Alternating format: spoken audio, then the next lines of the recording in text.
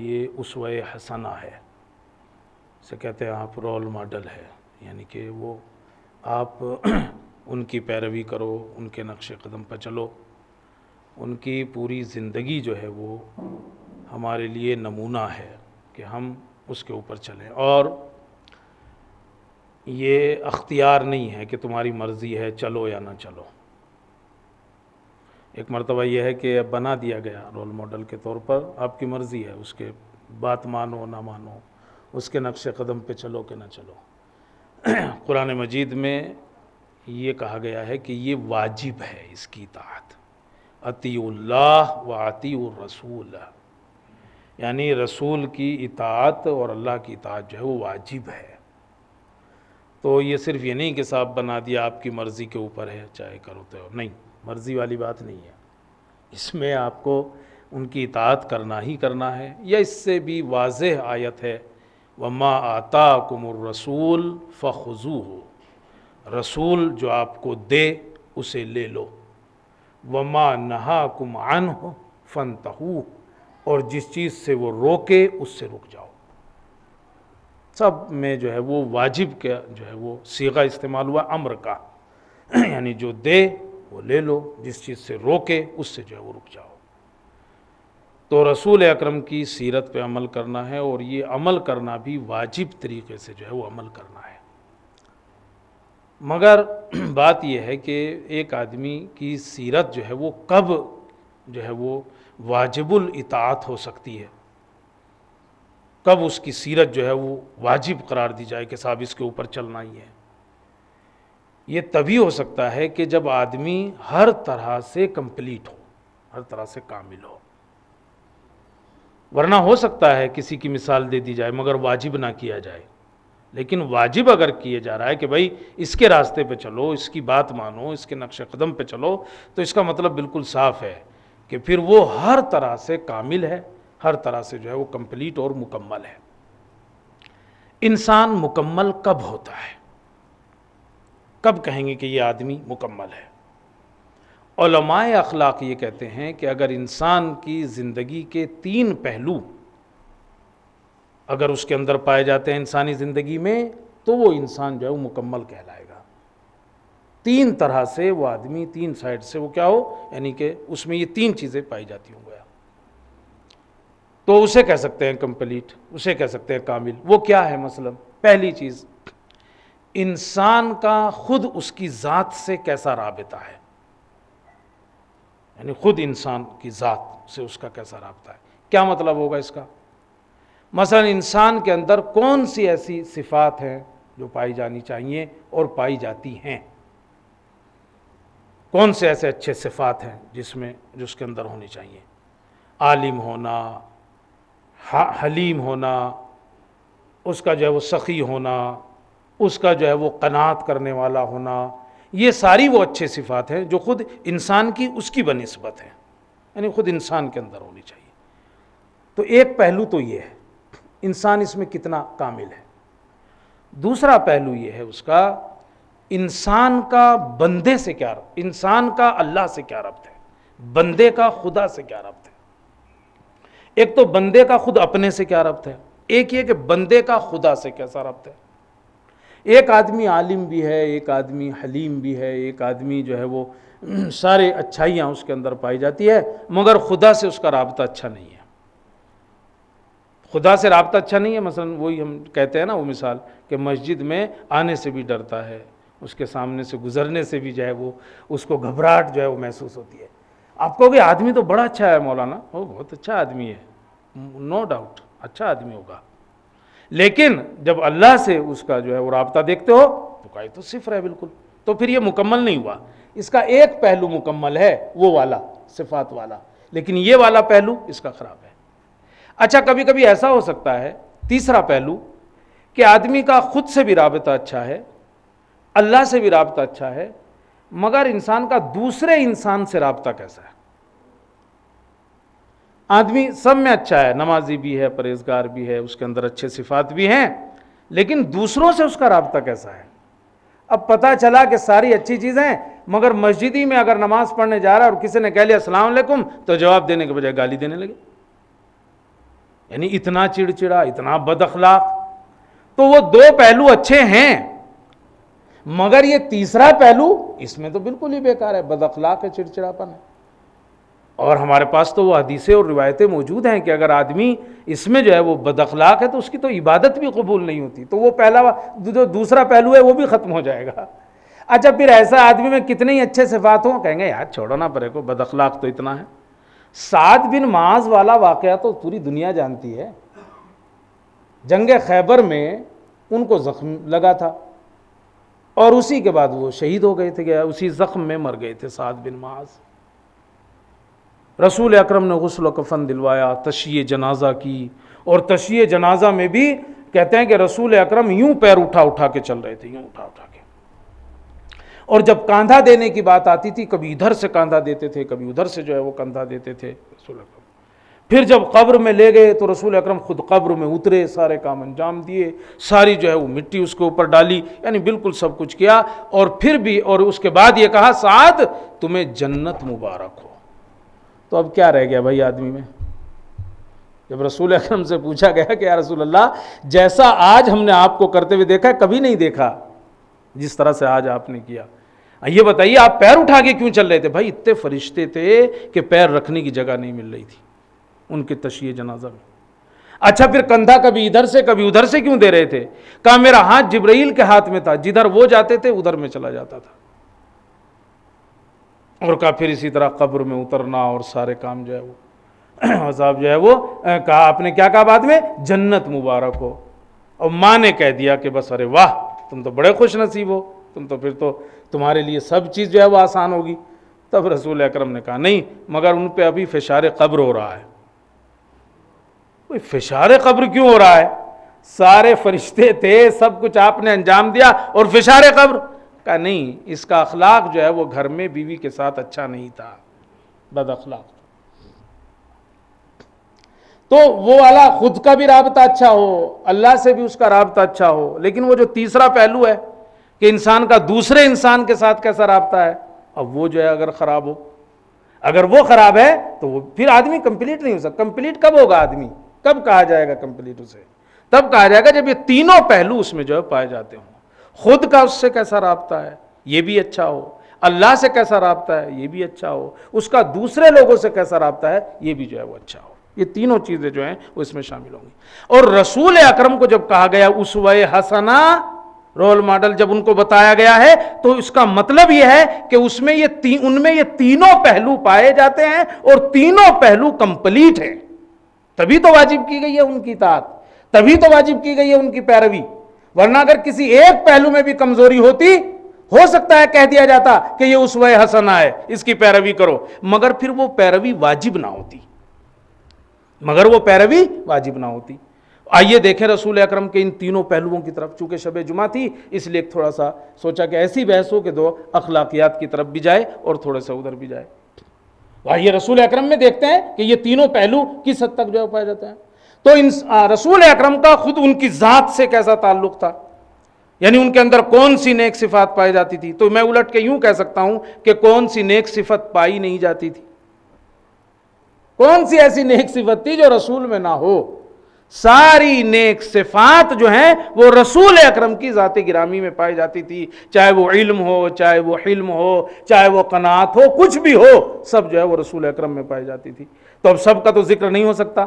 ہاں آج کے زمانے کے لحاظ سے، اپنے لحاظ سے، اور جو ہمارے لیے نمونے عمل خاص طور سے ہونا چاہیے رسول کی زندگی میں، رسول کی زندگی سے جو ہمیں لے، اس میں سے ایک چیز کی طرف اشارہ کرتا ہوں. مثال کے طور پر رسول اکرم کی ایک اہم ترین صفت تھی جو ان کے اندر پائی جاتی تھی، جو ان کے نفس کے اندر پائی جاتی تھی، وہ تھی سادہ زیستی، بڑی سادگی کے ساتھ زندگی گزارنا.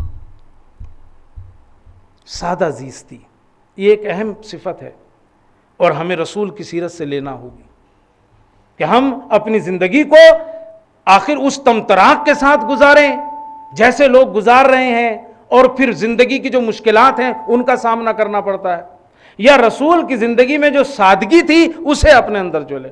رسول اکرم کی زندگی اس وقت کا کم آمدنی والا جو آدمی تھا اس سے بھی نیچے کی زندگی آپ گزارتے تھے. اس زمانے کا جو کم درآمد آدمی تھا، جس کی آمدنی سب سے کم ہوتی تھی، اس سے بھی کم زندگی جو ہے وہ آپ پہ گزارتے تھے۔ اگرچہ آپ کی زندگی میں کیا کمی ہو سکتی تھی؟ کچھ نہیں۔ کھانے کے حساب سے اگر آپ دیکھیں، کھانے پینے کے لحاظ سے تو چھٹے امام سے وہ روایت ہے جس میں آپ نے ارشاد فرمایا، کسی نے پوچھا فرزند رسول کیا یہ حدیث صحیح ہے جو رسول کے بارے میں سنی جاتی ہے کہ آپ نے گیہوں کی روٹی کبھی بھی پیٹ بھر کے نہیں کھائی؟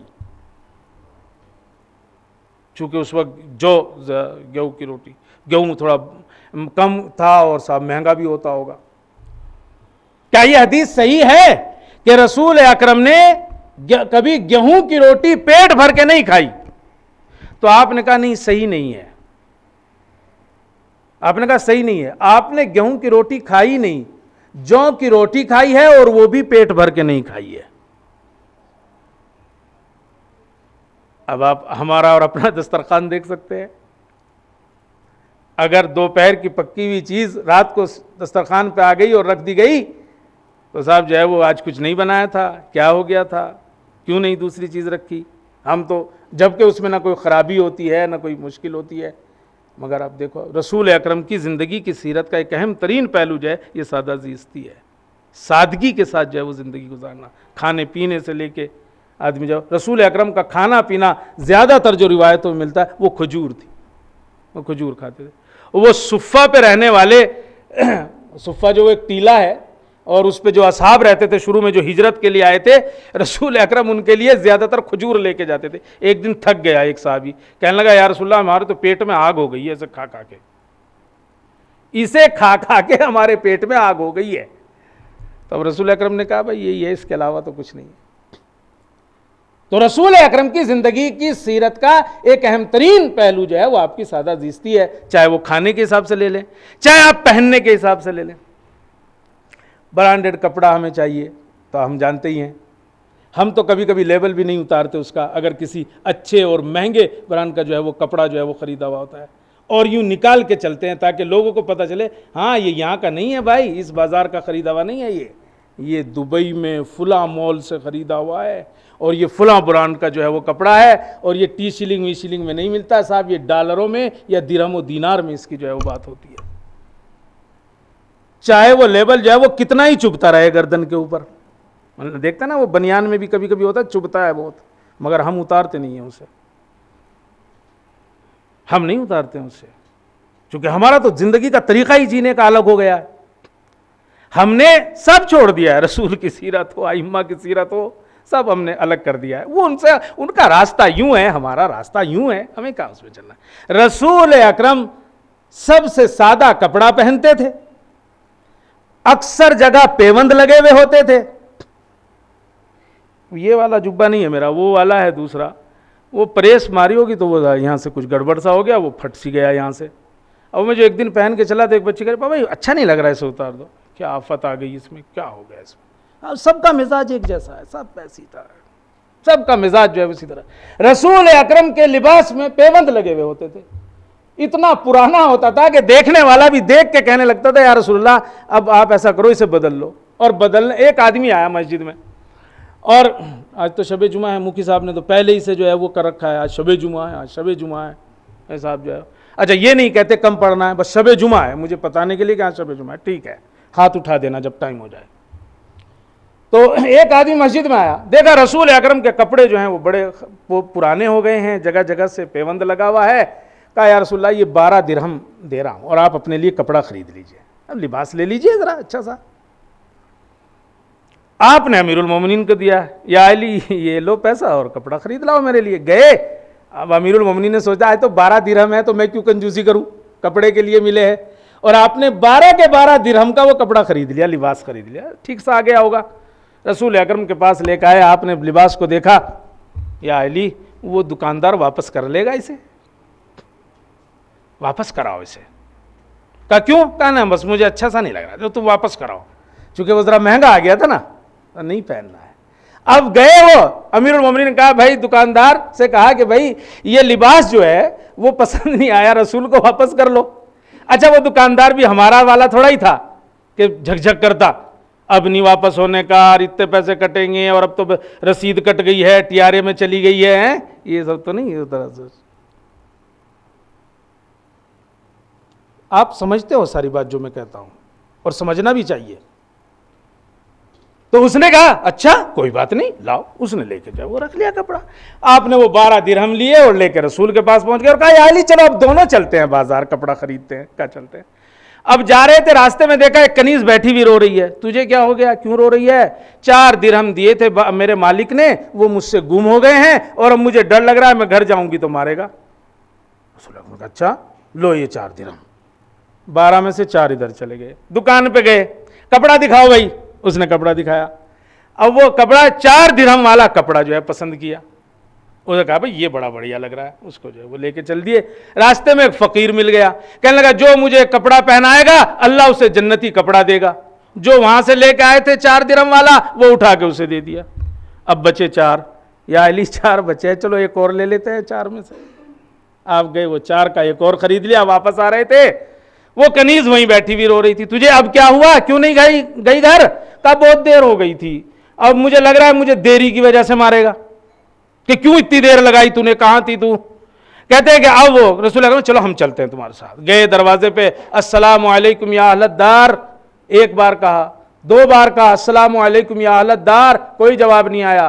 تیسری مرتبہ کہا السلام علیکم یا اہل الدار، تو اس کا مالک نکل کے باہر آیا۔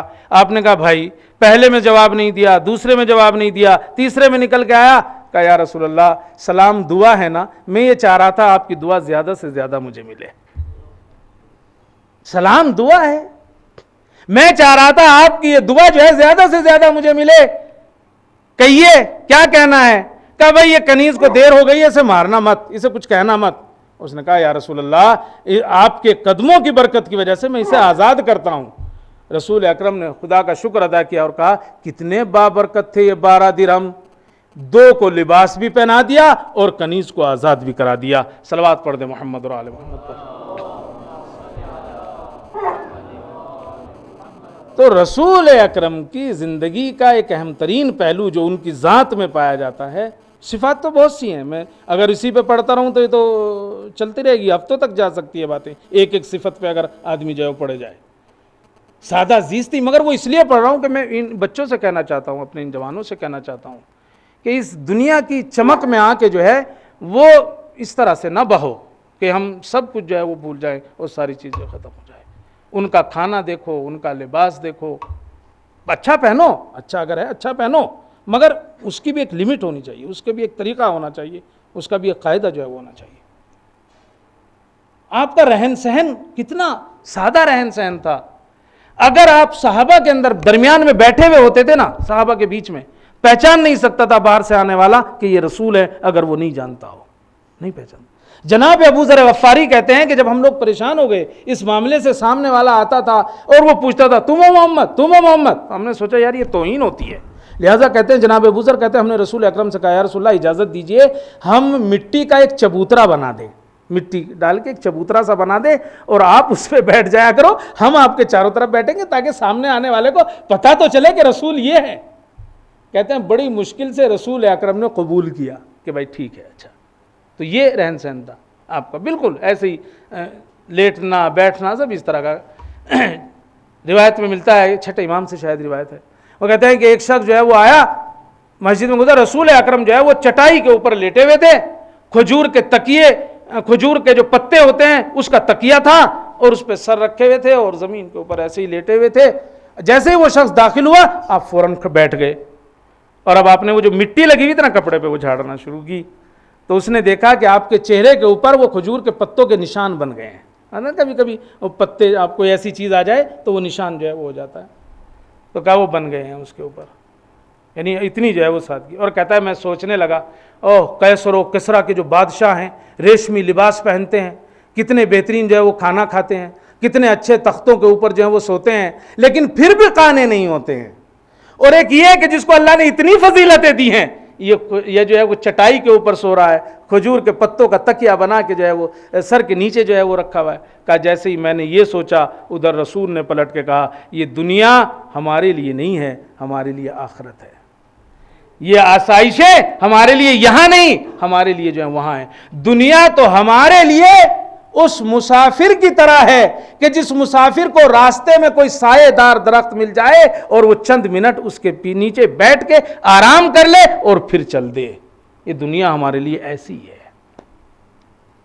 اس میں ہم مسافر ہیں، اسی طرح سے جیسے اس درخت کے نیچے بیٹھنے والا وہ مسافر ہے، بس اسے اتنی دیر وہاں جو ہے وہ رہنا ہے، اس سے تو ہے وہ گزرنا ہے. ہمارے لیے آسائشیں اور رحمتیں اور نعمتیں یہاں نہیں ہیں، ہمارے لیے دنیا کی جو نعمتیں ہوئیں وہ ادھر جو ہے وہ ہمیں ملیں گی. صلوات پڑھ دے محمد اور آل محمد.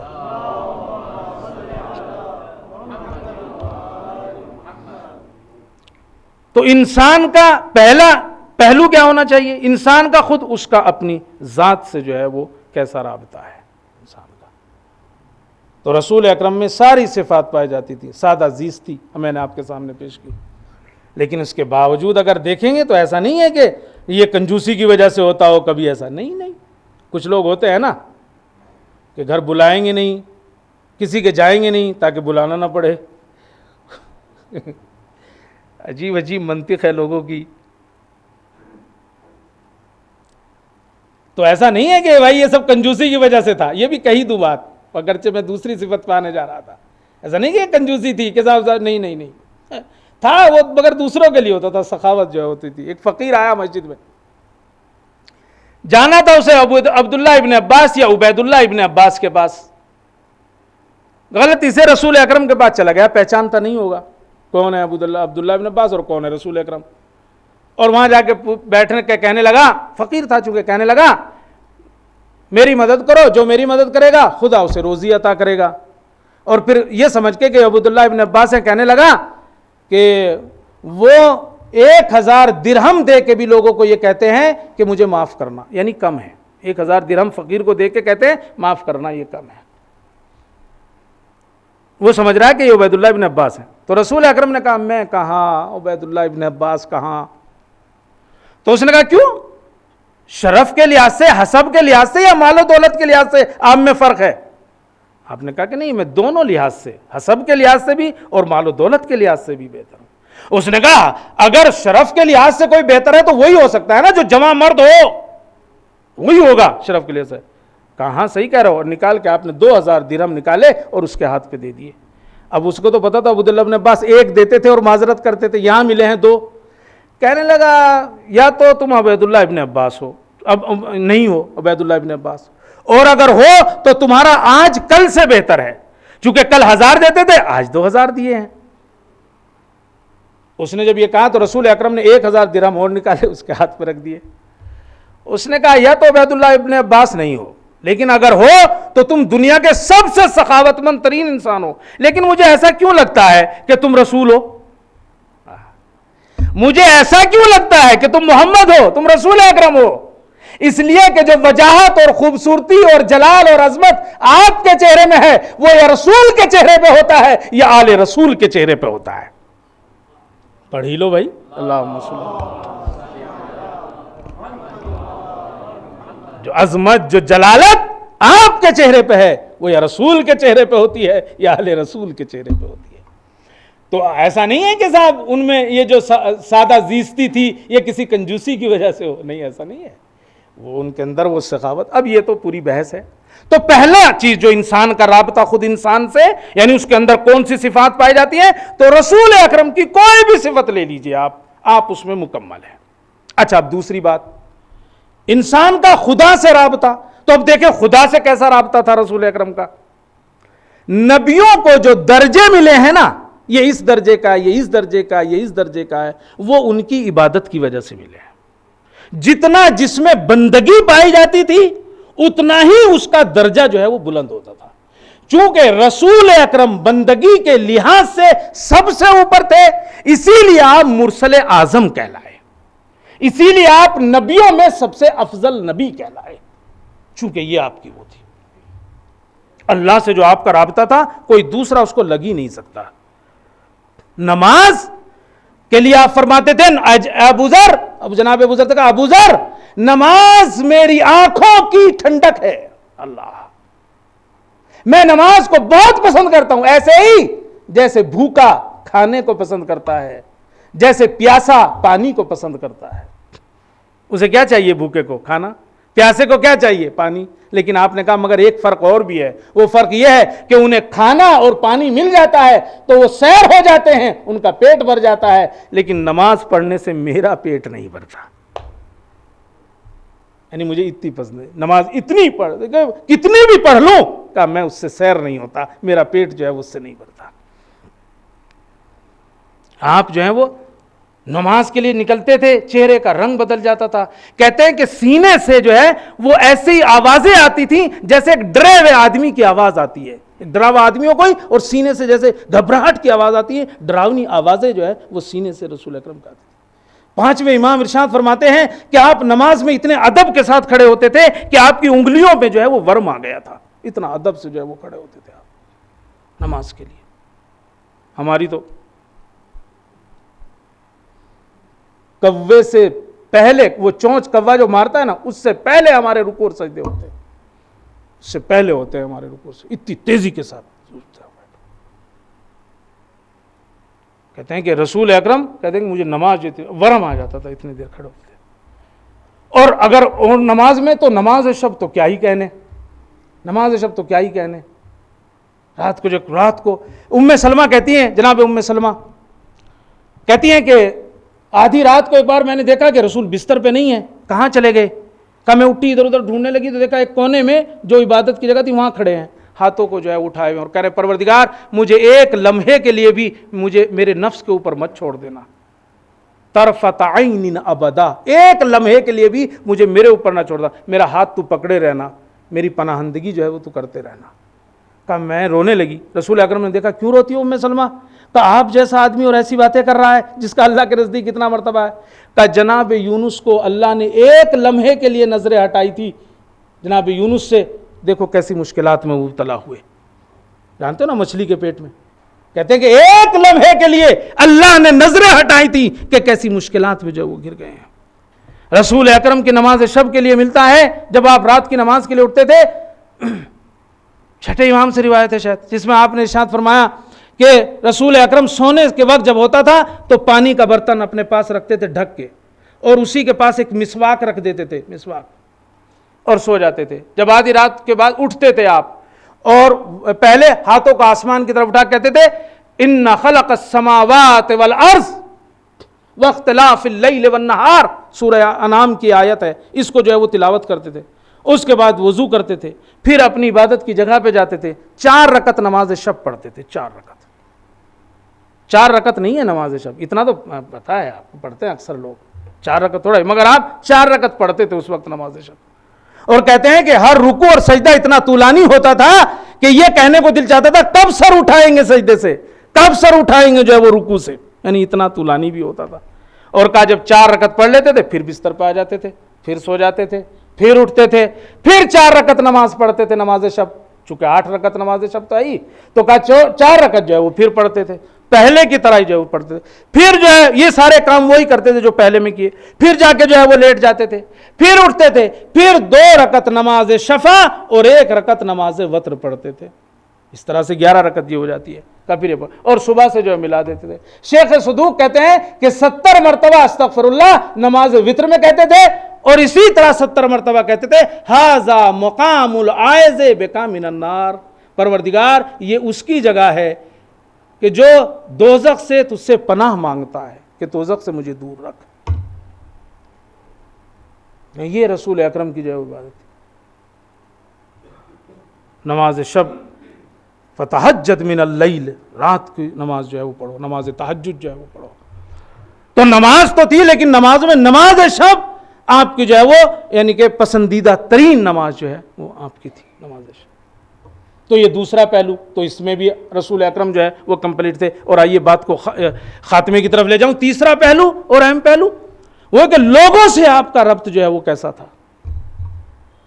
لوگوں سے آپ کا ربط کیسا تھا؟ لوگوں سے آپ کا ربط کیسا تھا؟ آپ خوش اخلاق ترین آدمی تھے. رسول اکرم خوش اخلاق ترین آدمی تھے. اگر لوگوں میں بیٹھے ہوئے ہوتے تھے تو گول دائرہ ہوتا تھا، لگتا ہی نہیں تھا کہ کون صدر پہ بیٹھا ہے، کون پیچھے بیٹھا ہے، کون آگے بیٹھا ہے. اس طرح بیٹھتے تھے. جب کبھی بیٹھتے تھے تو صحابہ کے درمیان پیر پھیلا کے کبھی نہیں بیٹھتے تھے، ہمیشہ جو ہے وہ 2 زانو ہو کے جو ہے وہ بیٹھتے تھے. اگر کسی سے مصافحہ کرتے تھے اس وقت تک ہاتھ نہیں کھینچتے تھے جب تک سامنے والا خود ہاتھ نہ کھینچ لے. اس کا تجربہ کیا ہے کبھی آپ نے؟ ہم کو بعض لوگ لگنے بھی نہیں دیتے ڈھنگ سے ہاتھ، اس طرح کھینچتے. آپ جو اس وقت تک ہاتھ نہیں کھینچتے تھے جب تک کہ سامنے والا جو ہے وہ ہاتھ نہ کھینچ لے. 3 دن تک اگر کسی آدمی کو نہیں دیکھتے تھے آپ پوچھتے تھے کہاں گیا. اگر پتہ لگتا تھا کہ غائب ہے یا سفر پہ ہے اس کے لیے دعا کرتے تھے. اگر پتہ لگتا تھا مریض ہے اس کی عیادت کے لیے جاتے تھے. مریض ہے تو اس کی عیادت کے لیے جاتے تھے. جناب ابوذر کو بہت تیز بخار ہو گیا. امیر المومنین نے آ کے کہا یا رسول اللہ جناب ابوذر بہت تیز بخار میں تپ رہے ہیں. تو کہا چلو چلو عیادت کے لیے چلتے ہیں. گئے، کہتے ہیں کہ بستر کے پاس جا کے بیٹھ گئے. کیا ہوا ابوذر؟ کہا یا رسول اللہ بہت بری حالت ہے، تپ رہا ہوں بخار کے اندر. تو رسول اکرم نے کہا دنیا سے جو تمہارا تعلق ہو گیا تھا نا اللہ نے اس کی سزا تمہیں یہیں دی ہے. یعنی وہ جو تمہارا تھوڑا، جبکہ جناب ابوذر کا کیا تعلق تھا دنیا سے، خدا کی قسم اگر یہ زندگی پڑھیں گے تو تعجب کریں گے کہ بس وہ کھانے کے لیے وہ ایک روٹی ہوتی بستر کے نیچے اور اس کے علاوہ کچھ ہوتا نہیں تھا. اور اس پہ رسول اکرم کہتے دنیا سے جو تمہارا تعلق ہوا تھا نا اسے کی سزا اللہ نے تمہیں یہیں دے دی ہے، تمہیں جنت مبارک ہو. یعنی اب تم خوشخبری ہے تمہارے لیے وہاں کے لیے. یہ جو بیماری ہے یہ گویا تمہارے لیے وہ یہاں کے کاموں کی جو ہے وہ ایک طرح کی سزا تھی جو تم نے یہاں انجام دیے تھے. تو اگر کوئی بیمار ہو جاتا تھا تو عیادت کرتے تھے، اور اگر کوئی دعوت کرتا تھا اس کے یہاں چلے جاتے تھے، دعوت قبول کرتے تھے. یہ بھی نہیں کہ صاحب دعوت کی ہو دعوت نہیں قبول کریں گے. ایک دن کسی نے رسول اکرم کی دعوت کی، ساتھ میں 4 صحابی بھی بیٹھے ہوئے تھے. ان سے بھی کہا کہ بھائی ان کی بھی دعوت ہے. یہ ویسے ہی ہوا جیسے مولوی کے ساتھ 4 اور رہتے ہیں اور وہ نام آتا ہے اس کا، مولوی کتنا کھانا کھاتا ہے. اب مولوی نہیں کھا رہا بھائی، وہ جو 4 ہیں وہ کھا رہے ہیں. دعوت میں کہیں بیٹھے ہوئے آپ تو ہوتا کہتا او مولانا صاحب کے لانا ڈش لے کے آنا. مولانا صاحب تک تو پہنچی نہیں، وہ تو آس پاس والوں ہی پہ آ کے ختم ہو جاتی تھی، مگر نام او مولانا صاحب کے لے آنا ذرا گرم روٹی. وہ گرم روٹی مولانا کو ملتی کہاں بیچارے کو، وہ تو بھی پہلی پہ الجھا ہوا ہے. مگر وہ اب رسول اکرم کے پاس بیٹھے ہوئے تھے 4 صحابی. اب بھائی آپ بھی آنا. ٹھیک ہے چل دیے. دروازے پہ جا ہی رہے تھے، راستے میں ایک اور آدمی ساتھ میں مل گیا. رسول اکرم نے کہا یار اس کی تو دعوت نہیں تھی، 4 کے تھے اور میری تھی، 5 لوگ تھے ہم، اب کیا کریں. دروازے میں جب پہنچے تو آپ نے کہا بھائی تو یہیں رک جا. ایسا میں اندر جاتا ہوں، صاحب خانہ سے اجازت لیتا ہوں، معاملہ اسے بتاتا ہوں، اگر وہ اجازت دے گا تو تم اندر آنا. اگر وہ اجازت دے گا تو تم اندر آنا.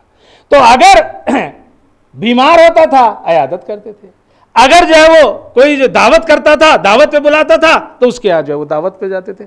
آپ کا جو طریقہ تھا وہ دوستانہ تھا لوگوں سے جو ملنے کا.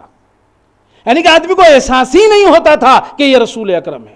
لوگوں کے ساتھ اس طریقے سے آپ کا ملنا جلنا ہوتا تھا.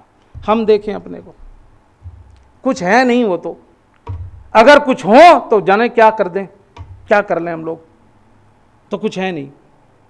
لیکن اس کے بعد اتنی بد اخلاقی ہوتی ہے، اتنا کتنا ہوتا ہے. اور یہ مرسل اعظم ہے، وہ رسول اعظم ہے. وہ نعمان بن عمر ایک ذرا مذاقیہ قسم کا صحابی تھا رسول اکرم کا، مذاقیہ قسم کا. لیکن آپ دیکھو اس کے ساتھ بھی وہی برتاؤ. کہتے ہیں کہ ایک بار ایک آدمی آیا، ایک دیہاتی عرب آیا، اونٹ پہ اپنے سوار ہو گیا، رسول سے ملنے گیا، اونٹ مسجد کے باہر باندھ دیا. اب یہ چونکہ مذاقیہ سا تھا، اسے لوگوں نے کہا کہ ایسا کرو یہ اونٹ ذبح کر کے گوشت بانٹ دو، پیسے رسول دے دیں گے. اس کی سمجھ میں آ گیا اور اس نے اسے اونٹ کو ذبح کرنا شروع کر دیا. جیسے ہی ذبح کر کے ختم ہوا ایسے ہی وہ آدمی باہر آ گیا. اس نے دیکھا میرا تو اونٹ ذبح کر دیا، زور سے چلایا یا رسول اللہ میرا تو اونٹ ذبح کر دیا لوگوں نے. آپ نے آواز سنی، باہر نکل گئے. اس نے دیکھا میں تو پھنس گیا، بھاگ گیا. اب بھاگ گیا. ابھی دیکھیں آپ رسول اکرم کیا کر سکتے ہیں اس کے ساتھ. سوچیں آپ لوگ کیسا اخلاق ہونا چاہیے. تو ایسا ہی آدمی ہے، آج سے میرے ساتھ نہ رہنا، اور تو بڑا بدتمیز ہو گیا ہے، اور یہ ایسا کہیں ہوتا ہے، یہ تو دوسرے کا مال ہے. یہ ساری چیزیں ہم سب یہی سب سوچ سکتے ہیں. اب اس نے کہا یا رسول اللہ میرا اونٹ. اب ہم نے دیکھا ہے تو ذبح کس نے ذبح کیا؟ جو کھڑے تھے وہاں. انہوں نے کہا نعمان بن عمر نے ذبح کیا ہے. کہاں ہے وہ؟ کہا وہ تو بھاگ گیا، ڈھونڈ کے لاؤ، ڈھونڈو، جب جہاں چھپاؤ مجھے آ کے بتاؤ. اب لوگ گئے ڈھونڈنے. پتہ چلا وہ مسجد کے بغل میں ایک گھر تھا، اس میں گھڑا سا تھا، اس میں بیٹھ گیا اور اوپر اپنے گھاس ڈال لی، پوری گھاس ڈال دی. اب مگر وہ تو جنہوں نے جو کھڑے تھے وہی ڈھونڈنے والے بھی تھے. گئے رسول اللہ وہ وہاں چھپا ہوا ہے. رسول اکرم گئے اور آپ نے جو ہے وہ اس کے اوپر سے وہ گھاس اٹھانا شروع کی، نکالنا شروع، نکل کے باہر آیا. اب اس نے رسول اکرم کو دیکھا، آپ نے اسے دیکھا اور کہا کہ یہ تو نے کیوں کیا؟ کہا انہوں نے ہی کہا تھا جو آپ کے بغل میں کھڑے ہیں کہ تم ذبح کر لو، اور جو ہے وہ کہا جنہوں نے میرا پتہ بتایا ہے نا آپ کو میں یہاں چھپا ہوا ہوں، انہوں نے ہی کہا تھا ذبح کرنے کو. کہتے ہیں کہ اب رسول اکرم مسکرائے اور اپنی جیب سے پیسے نکالے اور صاحب اونٹ کو جو ہے اس کے اونٹ کی قیمت جو ہے وہ ادا کر دی. کہاں ہم لوگ سیرت رسول. انشاءاللہ اگلے سال پھر پڑھیں گے سیرت رسول، پھر سنا جائے گی. کیا بات جا رہی ہے؟ سننے میں کیا جا رہا ہے؟ کچھ خرچہ تھوڑا ہی ہوتا ہے. اگلے سال پھر پڑھیں گے، پھر سنیں گے ہم اور آپ. جناب جابر بن عبداللہ، ختم کر رہا ہوں بس، ابھی تو ہے میرے پاس ٹائم، گھورو مت. دیکھو میرا اخلاق کتنا برا ہو گیا، سمجھ رہے ہو؟ جابر بن عبداللہ انصاری، رسول اکرم کے بزرگ صحابی، کہتے ایک جنگ سے واپس آ رہا تھا، میرا اونٹ بیٹھ گیا نیچے، کھڑا ہی نہیں ہوتا، اور رسول اکرم سپاہیوں میں، فوجیوں میں سب سے پیچھے پیچھے چل رہے تھے. اللہ، دیکھ رہے ہیں آپ، ایک لیڈر، سمجھ رہے ہیں؟ اب یہ تو میں واقعے پہ کہاں تک رکوں گا. ایک لیڈر کی ذمہ داری، ایک رہبر کی ذمہ داری کیا ہے کہ وہ قوم کے، ہم لوگ قوم کے آگے، قوم جائے بھاڑ میں، لیکن جو اصل لیڈر ہوتا ہے نا وہ قوم کے پیچھے ہوتا ہے. رسول اکرم سب سے آگے ہونے چاہیے تھے مگر سب سے پیچھے ہیں. ارے بھائی کوئی مشکل میں تو نہیں ہے، کوئی رہ تو نہیں گیا ہے، کسی کو کوئی ضرورت آئے گی تو میں ہوں نا. جناب جابر کا اونٹ بیٹھ گیا، کھڑا نہیں ہوتا. یہ ضدی قسم کا جانور ہوتے ہیں اس ٹائپ کے، ہٹی. کبھی کبھی گھوڑے کی ہٹ دیکھی ہوگی آپ نے، نہیں چلنا ہے تو نہیں چلنا ہے، کتنا ہی مار لیجئے. اب اونٹ بھی ایسی سواری ہے، بیٹھ گیا، اٹھتا ہی نہیں ہے. رسول اکرم گئے، اس کو اٹھایا، پہلے تو کھڑا کیا، لیکن اب کھڑا ہو گیا تو آدمی بیٹھے گا کیسے؟ اسے پھر بٹھانا پڑا. جناب جابر کہتے ہیں رسول اکرم نے پھر بٹھایا اور کہا، پھر اس کے اوپر جو ہے مجھے بٹھایا، اور اس کے بعد کہا میرے ساتھ ساتھ چلے. اور راستے میں پوچھا وہ جو تمہارے بابا کا انتقال ہوا کیسا تھا، کیا ہوا، اور وہ کہاں آئے رسول اللہ؟ وہ کچھ قرضہ بھی چھوڑ کے گئے. اچھا. اور پھر پوچھا کہ وہ جو تم نے دوسری شادی کی تھی ابھی، وہ ایک بیوہ عورت سے، اس کا کیسا چل رہا ہے، سب ٹھیک ہے؟ کہا میں نے اپنی ساری فیملی کی باتیں بتائیں، آپ نے سب کو سنا، آپ سمجھ گئے کہ میرے حالات ایسے ہی ہیں. تو آپ نے کہا جابر جب ہم مدینے پہنچے تو یاد دلانا تاکہ تمہاری کچھ مدد ہو جائے. جابر جب مدینے پہنچے تو یاد دلانا تاکہ تمہاری کچھ مدد ہو جائے. جناب ابو ذر کہتے ہیں کہ سلمان اور بلال، بس آخری جملہ، جناب ابو ذر کہتے ہیں کہ سلمان اور بلال کو دیکھا رسول اکرم کے پاس جا رہے ہیں. کہ میں بھی پیچھے پیچھے تھا. جیسے ہی پہنچے جناب سلمان نے پاؤں چھو لیے، پاؤں میں پڑ گئے. یقیناً آپ کی شخصیت ایسی تھی، آپ کی شخصیت ایسی تھی، اور پاؤں میں پڑ گئے. ایک مرتبہ رسول اکرم کا چہرہ بگڑ گیا اور آپ نے کہا سلمان یہ وہ مت کرو کہ جو عجم جو ہیں، فارس جو ہیں، وہ اپنے بادشاہوں کے ساتھ کرتے ہیں. نہیں، میں بندگان خدا میں سے ایک بندہ ہوں، یعنی تم میرے ساتھ یہ رویہ نہ اختیار کرو. میں بندگان خدا میں سے ایک بندہ ہوں، تمہاری طرح ہوں میں بھی. لَقَدْ كَانَ لَكُمْ فِي رَسُولِ اللَّهِ أُسْوَةٌ حَسَنَةٌ. رسول اکرم کی ذات رول ماڈل ہے، رسول اکرم کی ذات نمونہ عمل ہے، اور ہمیں اختیار نہیں ہے کہ ہم ان کی پیروی کریں کہ نہ کریں. ہمارے لیے واجب ہے ان کی سیرت کے اوپر چلنا، ہمارے اوپر واجب ہے. اطیعوا اللہ واطیعوا الرسول، یا ما آتاکم الرسول، جو رسول تمہیں دیں وہ لے لو، وما نہاکم عنہ فانتہوا، اور جس سے تمہیں روکیں اس سے جو ہے وہ رک جاؤ. رسول اکرم کی ذات ایک کمپلیٹ شخصیت ہے، کمپلیٹ ذات ہے. ہر پہلو، تینوں پہلو جو میں نے آپ کے تینوں پہلو جو ہے وہ رسول کی ذات میں ہے. لہٰذا کبھی اس نیت سے بھی پڑھا جائے رسول اکرم کو، اس نیت سے بھی سنا جائے رسول اکرم کو کہ ان کے زندگی اور سیرت کا کوئی پہلو جو ہے وہ اپنی زندگی میں اتارا جائے. اگر زندگی میں اتارا جائے گا تو سیرت پڑھنے کا بھی فائدہ ہوگا، سیرت سننے کا بھی فائدہ ہوگا. پڑھنے والے کو بھی فائدہ ہونا چاہیے، سننے والے کو بھی جو ہے فائدہ ہونا چاہیے. رسول اکرم کی ذات گرامی، آخر کے 3 دن تو بالکل رسول اکرم باہر نہیں نکل رہے تھے، اتنے مریض ہو گئے تھے. اب پتہ نہیں ہے آخر کے تیسرے دن کا واقعہ ہے کہ یہ 3 دن سے پہلے کا واقعہ ہے. اور یہی مصائب بھی ہیں. کہتے ہیں کہ رسول اکرم مسجد میں آئے اور کسی طرح ممبر کے اوپر گئے اور آپ نے کہا اگر کسی کا حق جو ہے وہ میرے اوپر ہے تو وہ لے لے، میں نہیں چاہتا کہ کسی کا حق جو ہے وہ لے کے جاؤں،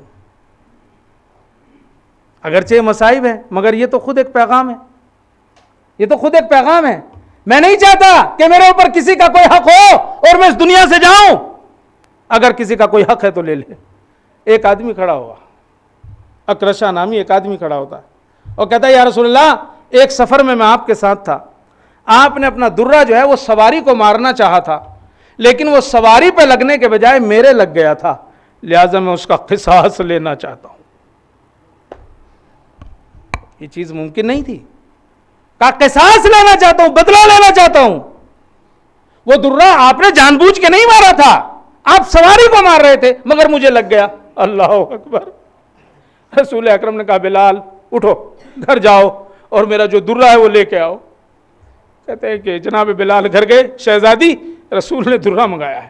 کہتے ہیں کہ شہزادی تڑپ گئی اور کہا میرا بابا مریض ہے، وہ تو جب سفر میں جاتے ہیں تب درہ لے کے جاتے ہیں، ابھی کیا بات ہو گئی؟ کہا نہیں شہزادی سفر کی بات نہیں ہے، آپ نے کہا تھا کسی کا حق ہے تو وہ لے لے، ایک آدمی کھڑا ہوا ہے اور اس نے ایسا ایسا کہا، یہ سننا تھا۔ شہزادی تڑپ گئی، ہائے میرا بابا بیمار ہے، وہ درہ سہنے کی طاقت نہیں رکھتا۔ میں کہوں گا شہزادی مسجد صحابہ سے بھری ہوئی ہے، آپ کا بابا بیمار ضرور ہے مگر چاروں طرف افراد موجود ہیں۔ شہزادی ذرا ایک بار کربلا تو آ جاؤ، ایک بیمار ایسا بھی ہے جسے ہر قدم پہ درے کھانے پڑے ہیں اور ایک دیکھنے والی بھی ہے۔ اللہ اکبر، ایک دیکھنے والی بھی ہے۔ شہزادی آپ آ تو جائیے ذرا، ایک درے کے اوپر تڑپ گئی۔ کہتے ہیں کہ بلال درہ لے کے آئے، ایک مرتبہ اس آدمی سے کہا رسول اکرم نے لو قصاص لو، تو اس نے پلٹ کے کہا یا رسول اللہ اس وقت میرے بدن پہ کپڑا نہیں تھا، میں چاہتا ہوں کہ آپ کا بدن بھی جو ہے وہ آپ کے بدن پہ بھی کپڑا نہ ہو۔ اللہ، کہتے ہیں رسول نے رضا ہٹا دی اور اب وہ نزدیک گیا اور بجائے اس کے کہ درہ مانگتا مہر نبوت کا جو بوسہ لیا اور کہنے لگا یا رسول اللہ مجھے معاف کیجئے گا، ایسا کچھ نہیں تھا، میں صرف مہر نبوت کو دیکھنا چاہتا تھا۔ اللہ اکبر۔ کہتے ہیں کہ رسول اکرم کے آخر کے 3 دن شہزادی بھی اپنے گھر سے رسول اکرم ہی کے گھر پہ آ گئی تھی، ہر وقت آپ کا سر جو ہے وہ آپ کے زانوؤں کے اوپر ہوتا تھا، حسنین علیہ السلام سب وہاں تھے، سب جو ہے وہ رسول اکرم کے گھر میں جو ہے وہ تھے۔ اور کہتے ہیں کہ بس وہ وقت بھی آ گیا کہ ایک مرتبہ کہتے ہیں کہ شہزادی کے آغوش میں جو ہے وہ سر ہے اور ایک مرتبہ آنسو ٹپک کے جو ہے وہ رسول کے چہرے پہ گرے۔ بیٹا کیوں روتی ہو؟ بابا کوئی دروازے پہ کھڑا ہے اور بڑے اس میں آواز دے رہا ہے، اس کی آواز میں بڑا درد ہے، کہتا ہے میں ملنا چاہتا ہوں، میں منع کر چکی ہوں کہ رسول کی حالت اچھی نہیں ہے مگر وہ بار بار کہتا ہے کہ مجھے ملنا ہے۔ رسول تڑپ گئے، شہزادی یہ تیرے دروازے کا شرف ہے، وہ کوئی اور نہیں ہے، وہ ملک الموت ہے۔ شہزادی آج اس شرف کو دیکھ لیجئے، یہ آپ کے در کا شرف ہے کہ ملک الموت بھی آواز دے رہا ہے، ملک الموت بھی اجازت مانگ رہا ہے۔ اے شہزادی یہی دروازہ ہوگا جس پر مسلمان لکڑیاں لے کر آ جائیں گے اور دروازے کو جلا دیں گے۔ اللہ اکبر۔ شہزادی اس وقت کا جو ماحول ہوگا وہ آپ کو تماچے مارے جائیں گے، آپ کا پہلو جو ہے وہ شکستہ ہوگا۔ شہزادی یہ آج ہے جو آپ کے در کو جو ہے وہ شرف ملا ہے۔ اور اب کہتے ہیں کہ رسول اکرم کی اجازت سے وہ آئے اور اب پھر رسول اکرم کا سر جو ہے امیر المومنین نے اپنے آغوش میں لیا اور امیر المومنین نے نہج البلاغہ میں ارشاد فرمایا کہ آپ کی روح میرے سامنے جو ہے میرے سینے پہ آپ کا سر تھا، جب جو ہے وہ آپ کی روح جو ہے وہ نکلی ہے۔ بس آخری جملے ہیں، کہتے ہیں کہ امام علی نے غسل و کفن دیا اور رسول اکرم کا جو خاص حجرہ تھا ان کا اپنا کمرہ، اسی میں جو قبر کھودی گئی اور رسول اکرم کو وہاں پہ جو ہے وہ دفن کیا گیا۔ کہتے ہیں کہ جب صحابی باہر نکل رہے تھے تو دیکھا ایک بی بی جو ہے شہزادی جو ہے وہ دروازے پہ کھڑی ہوئی رو رہی ہے۔ کسی نے کہا شہزادی کیا بات ہے؟ کہ تم نکلو مجھے اپنے بابا کی قبر پہ جانا ہے۔ اللہ اللہ۔ کہتے ہیں کہ شہزادی جب صحابہ باہر نکل آئے شہزادی بابا کی قبر پہ گئی اور رونے لگی، بابا ارے آپ کے بعد یہ زندگی کیسے کٹے گی؟ بابا ہم آپ کے بعد کیسے رہیں گے؟ میں کہوں گا شہزادی ارے بابا کے مرنے کے بعد آپ کو قبر پہ جانے بھی دیا، قبر پہ بیان کرنے بھی دیا، لیکن ہائے حسین ارے ان کے لاشے کو اس طرح سے زمین پر ڈال دیا گیا تھا۔ جوان بیٹا نہ غسل دے سکتا تھا نہ کفن دے سکتا تھا، اور اگر رحم کی کوئی بات بھی کرتا تھا تو تعزیانے اور دروں سے استقبال ہوتا تھا۔ انا للہ و انا الیہ راجعون۔ رضم بقضائہ و تسلیم۔ ہاں تو